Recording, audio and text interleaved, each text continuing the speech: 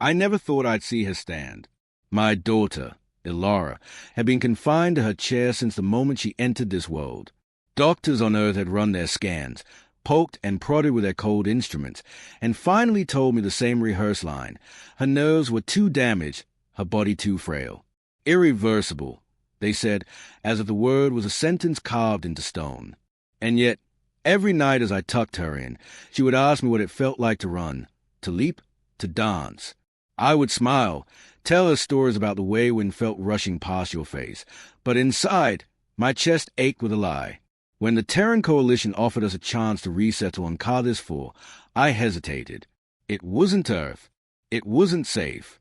But it was a world with whispers of alien medicine, strange remedies beyond human reach. I told myself it was just about survival, about giving her a chance to live somewhere new. But deep inside, I knew I carried a hope I never dared voice, that maybe, just maybe, this world might hold something Earth could not give her. Cardis 4 was nothing like home. Twin suns scorched the desert plains by day, and nights brought electric storms that rattled the very dome shielding our fragile colony. The air tasted of metal and dust, and alien beasts prowled beyond the shimmering barriers. Still, Ilara insisted on sitting by the observation port every evening, her face bathed in fading starlight. She didn't see danger in the alien horizon. She saw promise. "Dad," she whispered one night, her voice soft but certain, "maybe here I'll find my legs." Her words cut deeper than any blade. I wanted to believe. God, I wanted to. But I couldn't let her see the doubt in my eyes. The trader arrived without warning, his ship cutting through the dusty skies like a shard of obsidian. When the hatch hissed open, the colonists gathered at the docking bay, muttering curses under their breath. He wasn't human. His scaled skin shimmered like molten bronze, and his elongated eyes glowed faintly, as though fire smoldered behind them. He introduced himself as Sovale, a Zyrati healer, and though he bowed politely, no one offered him welcome.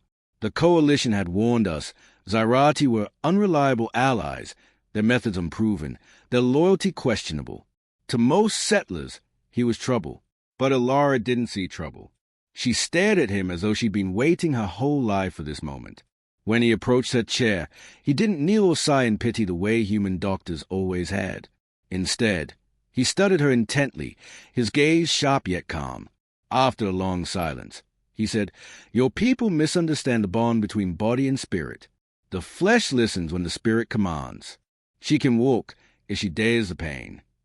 I almost shouted at him. How dare he offer hope so easily? We had spent years burying false promises, smoothing over disappointments, surviving the quiet grief of unchanging days. But before I could speak, Ilara reached out, her small hand touching his scale fingers. Her eyes, wide and bright, locked on his. "Show me," she whispered. And so it began. Every evening, Sovale came to our quarters. He sang strange harmonics that made her bones vibrate, pressed glowing crystals along her spine, and injected her with fluids that shimmered like liquid stars. She screamed until her voice broke, but each time I tried to intervene, she begged me to let him continue, because for the first time, she felt warmth, tingling, asterisk life asterisk stirring in her legs. I was bent over the recycler unit, grease on my hands and the hiss of steam in my ears, when I heard it, a sharp crash that echoed through the colony bay. My heart stopped. I knew instantly it was from our quarters. Dropping my tools, I sprinted down the narrow corridor, every terrible image flashing through my mind. I imagined her slipping, hurting herself, or worse, one of those violent spasms she sometimes suffered when the alien treatments overwhelmed her. When I burst through the door, I froze. Ilara was on the floor, sprawled beside her overturned chair. Panic surged through me, but before I could move, I noticed something strange. Her arms were shaking as she gripped the edge of the chair, her knuckles white, her whole body trembling. And then I saw it. Her legs were not limp. They were quivering, awkward, unsteady, but alive. She lifted her head, strands of hair sticking to her tear-streaked face. "Dad!" she gasped, her voice breaking. I stood. I really stood. I stayed, unable to breathe. For a second, her thin frame rose, her weight balanced on trembling knees.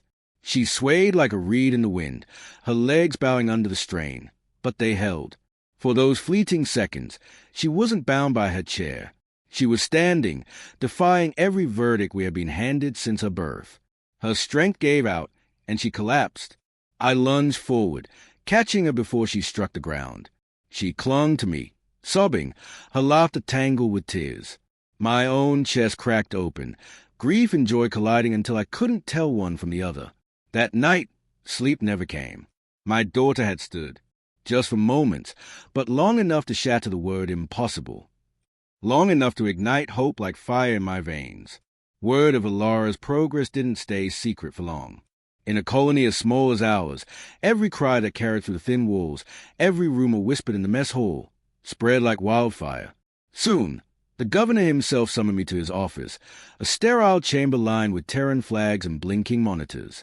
His face was as rigid as the steel walls around him. "You will end this," he said flatly.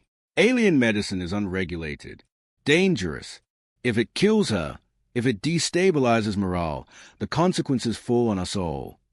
I clenched my fists.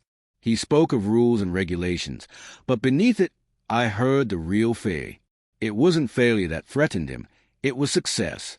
If alien methods could heal what human science had declared incurable, then the Coalition's grip on the colonies would loosen. They couldn't afford proof that their way wasn't the only way. I returned to Ilara, torn between duty and love.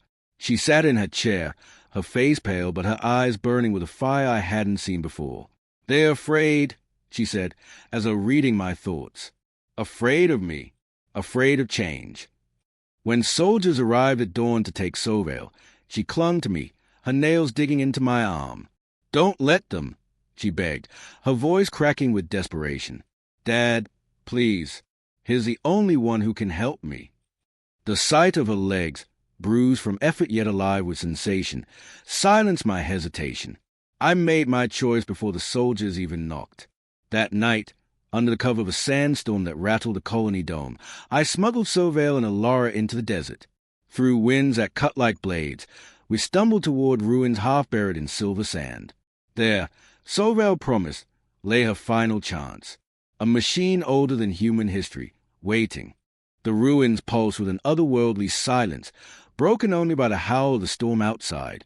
The chamber we entered glowed faintly, lines of alien script etched into stone that had endured longer than any human civilization. At its center stood the machine, towering, crystalline, alive with a deep blue light that throbbed like the heartbeat of a giant. My stomach knotted the instant I saw it. This wasn't medicine. It was something far beyond our science, something that frightened me to my core. Sovale's eyes gleamed with reverence. "This is no invention of mine," he said softly. "It is a gift left by those who walked the stars before us. It can awaken her body, but only if her spirit refuses to break." Ilara wheeled herself forward, her face pale but unshaken. She looked at me, and for the first time in her life, I didn't see fragility in her eyes. I saw steel. "I'm ready, Dad," she whispered. I wanted to beg her to stop, to turn back, but the words died in my throat. All I could do was kneel beside her and hold her hand until Sovale guided her onto the platform. The machine awoke with a sound like a choir of bells. Light poured from its core, wrapping her in streams of energy that lifted her into the air. She cried out as her body convulsed, every nerve ignited in fire. The sound tore through me, and I surged forward, but Sovale's clawed grip held me back. "Her fight, not yours," he growled. Her screams became ragged gasps, then a sudden silence. The light shattered like glass, and she crumpled to the floor. For a breathless moment, I feared she was gone. Then, slowly, painfully, she pushed herself up onto trembling legs. And they held. By the time we returned to the colony, the news had already spread. People had seen us vanish into the storm, and when Ilara walked, unsteady but undeniable, through the gates, whispers became roars. She was living proof of something the Coalition had always denied, that humans could surpass their limits with alien help. To the colonists, she was hope made flesh. To the governor, she was a threat. The order came swiftly. Ilara and I were to be confined, and Sovale handed over for questioning. Soldiers marched into the square with weapons at the ready, their polished armor glinting beneath the artificial dome lights. But this time, the colonists did not cower. They gathered in defiance, their voices rising like the storm outside. "You can't hide this," someone shouted. "If she can stand, so can we." The tension thickened, weapons raised on both sides. My pulse hammered as I pulled Alara behind me, but she pushed past, her steps faltering yet firm. The crowd parted as she walked forward, every movement a declaration. Her voice rang out, stronger than I'd ever heard it. "You told us to accept our limits. You told us to stay broken. But humanity doesn't stay down. We rise. Always." The soldiers hesitated. I saw it in their eyes, the crack in their resolve, the seed of doubt. For all their training, they couldn't deny what stood before them, a girl who had defied the impossible. The governor barked orders, but no one moved. One by one, the colonists lowered their tools and raised their voices. Even the soldiers, their grips loosening on their rifles, seemed unsure. In that moment, the governor's power crumbled, not with a battle, but with a girl's unshakable steps and the truth carried in her voice. The days that followed felt like stepping into a new world. The colony was no longer a place of fear and obedience, but a rebuilding in defiance.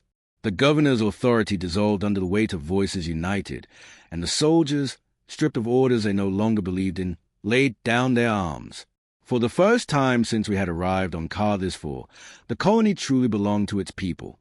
Ilara walked among them, still shaky, sometimes stumbling, but every step she took was a reminder that change had already begun. Children followed her through the streets, their laughter echoing under the dome as they tried to match her stride. Adults who had once dismissed her with pity now looked at her with awe. She wasn't just my daughter anymore. She had become a symbol, proof that humanity could bend but never break. Sovale left quietly, vanishing into the silver deserts without ceremony. He claimed his debt was repaid, but I knew better. He had planted a seed, one that would grow far beyond our small colony. Perhaps he feared the coalition's wrath, or perhaps he simply trusted that Alara's steps would carry further than his own voice ever could. One evening, I stood on the ridge overlooking the dunes, watching as Alara ran. She wasn't graceful yet. Her movements were uneven, her balance fragile, but she laughed as the wind rushed through her hair. Twin suns dipped toward the horizon, painting her shadow long across the sand. For me, the miracle was not only that my daughter could walk. It was what she represented to all of us. The galaxy had underestimated humanity again, believing we would stay broken, bound by the limits imposed on us. But humanity never stays down. We rise, we run, and we endure.